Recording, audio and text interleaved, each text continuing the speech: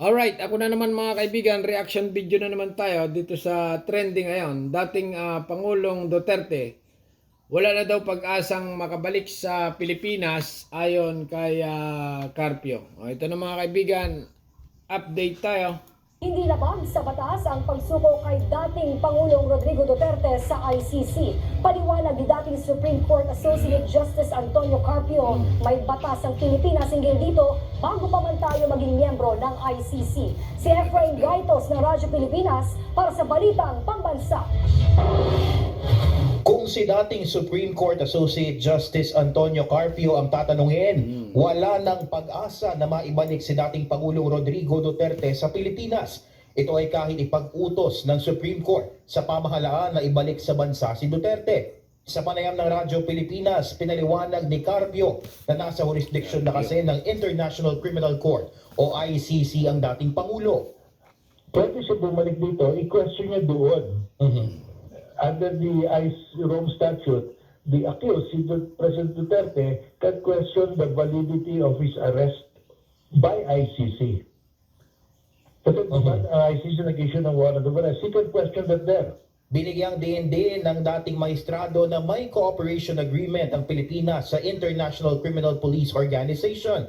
At dahil humingi ng tulong ang ICC sa Interpol, may obligasyon tayong tumulong sa pag-aresto sa mga pugante o pinaghahanap na individual. Git pa ni Carpio, hindi labag sa batas ang pagsuko sa dating Pangulo sa ICC dahil may ipinasang batas hinggil dito noong 2009. Wait. Pero, Carpio, kay dating, hindi kaya galit ka kay, dating Pangulong Duterte? Kaya nasasabi mo yan?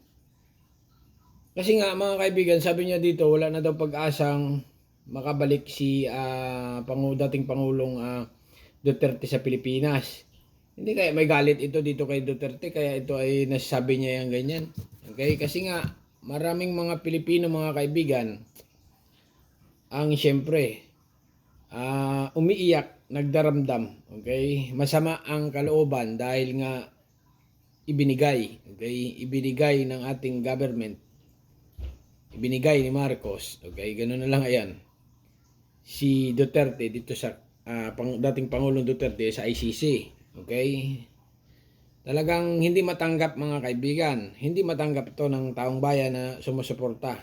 Ngayon ito nga nagsalita na si Carpio, okay, dating ito na pasensya na kayo kung Carpio ang tawag ko, Carpio talaga apelyido lang okay? Kasing edad ko lang ito Ibig sabihin ay parang yung pag-asa ng tao ay inaano na agad nito na makabalik si dating ex sa Pilipinas. Ulitin Kung natin si dating Supreme Court Associate Justice dating Supreme Court pala ito. Ba't kaya natanggal ito? Antonio Carpio ang tatanungin, wala nang pag-asa na maibalik si dating Pangulong Rodrigo Duterte sa Pilipinas. Itong kalukuhan, okay? Huwag naman. Sa tingin ko, pagulo lang ito. Ito ay kahit ipag-utos ng Supreme Court sa pamahalaan na ibalik sa bansa si Duterte. Sa panayam ng Radyo Pilipinas, pinaliwanag ni Carpio na nasa jurisdiction na kasi ng International Criminal Court o ICC ang dating Pangulo. Pwede siya bumalik dito, i-question niya doon. Under the Rome Statute, the accused, si President Duterte, can question the validity of his arrest by ICC. Kasi ICC nag-issue ng warrant of arrest. He can question that there. Binigyang DND Kahit kasi mag-issue ka ng warrant of arrest, kung ayaw ibigay ng government mo, ay useless yun. Okay? Katulad sa Russia, si Putin, nagkundi sila ng warrant of arrest. Binigay ba ng Russia? Hindi, di ba? Sa Israel, si Netanyahu, puro gira pa yan Mas matindi yan. Mas maraming napatay. Ba? Yung Russia at saka Israel, magkaibang presidente pares presidente. Kay gira, mas matinding patayan din doon. Binigay ba sila sa ICC? Bakit dito, nagtataka lang ang sambayanan, bakit itong Pilipinas ibinigay si dating Pangulong Duterte dito sa ICC? Okay, ibig sabihin, walang kakayahan ng bansang Pilipinas na tulan ito or ganyan ganito. May batas naman tayo, bakit kailang Hindi naman puganti eh. Hindi naman puganti, totally puganti si dating ano eh. Pinapalabas siguro, puganti, ganyan. Nako. Continue pa. Ang dating maestrado na may cooperation agreement ang Pilipinas sa International Criminal Police Organization. Wala nga daw pinakitang warrant of arrest. Dahil humingi ng tulong ang ICC sa Interpol, may obligasyon tayong tumulong sa pag-aresto sa mga pugante o pinaghahanap na individual. Hindi naman pinaghahanap si Duterte. Hindi naman pinaghahanap. Higit pa ni Carpio, hindi labag sa batas ang pagsuko sa dating Pangulo sa ICC dahil may ipinasang batas hinggil dito noong 2009 kung saan pinahihintulutan ang pagpapadala sa mga akusado sa International Court. Sa ito ng Congress natin, no? Pinirmahan ito ni President Arroyo.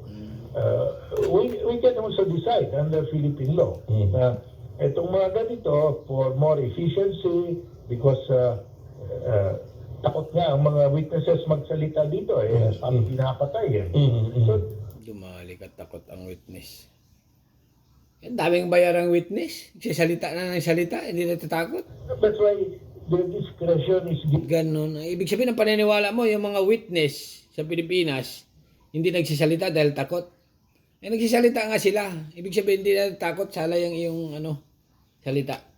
Given to the relevant Philippine authorities. Payo pa ni Carpio, dapat palakasin ang ating democratic institutions lalo't wala namang naisang pangkaso sa dating Pangulo. Kaya nga, walang kaso eh. Walang isa ng pangkaso. O bakit pinadala ito sa ICC? Walang kaso sa Pilipinas. Wala nag-file. Kahit pa 25,000 hanggang 30,000 ang nasawi. Kaya nga. Nasawi. Mga adik yan. Okay? Kasi nga mga kaibigan, ang nangyayari, ito talaga si Tatay Digong Duterte. Ginawa talaga ang trabaho niya. Okay? Nung araw kasi, sobrang daming adik, kawatan, mandurugas sa bansang Pilipinas. Okay? Ito, binawasan niya, or hindi man totally nalinis, nabawasan niya na sobrang dami. Okay? Nung araw, ang daming mga pulis na kawatan. Di ba? Pinagtatanggal niya ngayon. Daming mayor. Daming mayor na involved sa drugs. Ano nangyari? Wala na ngayon. Iba, nabawasan siguro. Nabawasan ng iba. Adik, nabawasan. Okay? Dahil kay dating Pangulong Duterte. Ngayon, natapos ng term niya, ginaganyan yun ah. Okay? Pangit yun. Diba? Kasi nga mga kaibigan, talagang nakakagigil ito. Yung ating dating Pangulo ay pinadala doon. Ano pang magagawa nga natin dito? Siyempre, daanan lang natin sa dasal. Kasi nga, pag hiniring ito sa bansang Netherlands, mga puti yan eh. Mga puti ang hiring dyan. Yung mga puti na yan, wala naman yung kaalam-alam eh. Basta sabi niya, okay, ikaw nagkasalang ganito, ganyan. Lalo pag sinabi, ganun ang mga puti. Kwentuhan mo lang naman, ay yan, dami pinapatay. Siyempre, tanim sa utak niyan eh. Ay, ganun? Daming inano yan? Oo, ganun yan eh. Yung mga puti. Hindi naman, wala naman sila sa Pilipinas. Nga lang din sila doon sa Senate nila. Ngayon, nakatulang ka niyan. Ito, ganyan. Maniniwala yan sa mga ganyan, mga puti, ganyan. Niniwala sa mga chismis. Di ba? Pero alam naman natin, si Duterte, talagang good president sa Pilipinas. Okay? Daming nagawa. Daming nabago. Sa war on Ay makulit din naman talaga yung mga yung mga ibang drug addict eh. Sabing tumigil, ayaw tumigil. Ay ano pang gawin? drugs ni Duterte. Mula PBS Radyo Pilipinas, Efraim Gaitos para sa Balitang Pambansa.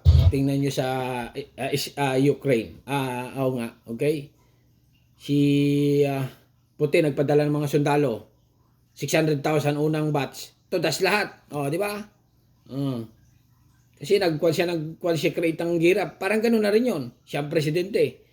Ngayon, kinakuha siya ng ICC. Sabi ni Putin, anong ICC? ICC sa akin. Hindi kailangan yan. Walang magawa. Kasi nga, ayaw ng government nila. Or siya na rin, ayaw niya. Ngayon, problema kasi sa Pilipinas, itong magkaaway sila. Okay? Magkaaway. Hindi magkasundo sa tingin ko. Kaya ganito sila. Kasi nga, malakas itong si Sara Duterte ngayon. Okay? sa susunod na pagkatapos sa eleksyon ngayon, sa susunod na eleksyon, possible na maging pangulo ng Pilipinas. Okay? At saka yung ano niya, ngayong panahon pa lang sisiraan na nasiraan kasi nga itong si Tatay Digong malakas ang makahatak sa tao. Okay? At saka si Sara, sisiraan nila ng sisiraan yan. Pag nasira ng pangalan at nagkakaso na wala na si Duterte o kaya nakasuhan na, kulong na, okay, si Sara naman, isusunod na yan. Pag nakakulong na yan, hindi na matakbo ng presidente yan kasi nga, tad-tad ng kaso. O, di wala na. Wala na. Sino ang lalaban? Si Pulong. Kakasuhan din nila yan. Si Baste, pwede rin nga. Okay? Kung gusto talaga ng tao. O, pero kasi nga, si Sara napupusuan, pag si Sara tumakbo, sigurado, sa sunod, sa tingin ko, ito si Pangulong Marcos, humihina na. Hina ito, talo ito sa susunod na kung ano mo tatakbo pa ng pero mautak to sa tingin ko. Liliban lang ito sa ibang bansa. Tatago na rin ito. Okay, hanggang dito na lang mga kaibigan at bahala na kayo. Naulit ko reaction video lang dito sa dating Pangulong Duterte. Wala nang pag-asa daw bumalik sa Pilipinas ayon kay Carpio. Okay, subscribe. Thank you, bye-bye.